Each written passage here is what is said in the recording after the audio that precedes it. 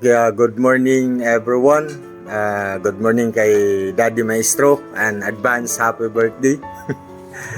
Okay, nami karon sa Tagbayog para sa testimony. Gamay nga testimony ni Daddy about sa pre-bio cure and coffee siya. Okay, Dad,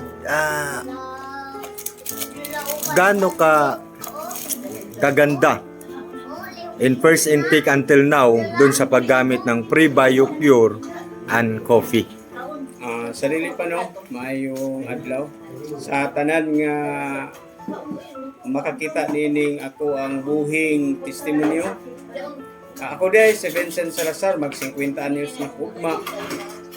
Usa sa nagagamit nining pre-bio plus tinuod jud ning testimony walay halo. Kay ako manggod natong aging mga bulan sa Hunyo.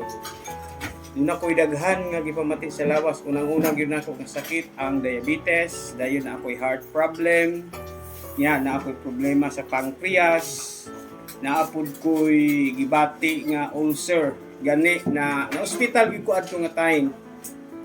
Pero tungod sa ako ang kaila sa nga naa sa ProBio nga si Sir Mokoy, siya gyud ang ako ang gipangutan na unsa gyud mga maayo nga ikatabang. So hisgot siya bahay ni ini nga tambal, walay pagduwa-duwa tungod sa kalain sa akong lawas.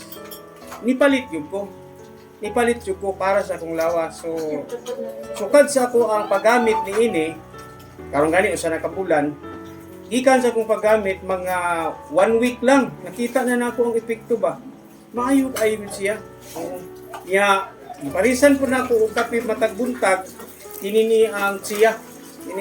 Kini nga kape ang akong giinom. Nya kadua ko mo inom ani sa usa ka adlaw, nakita gid nako ang kabaguhan sa akong lawas. Gani akong mga kaubanan, mga membro moingon nga ni gwapo, ni bata na daw ko. Yeah, wow.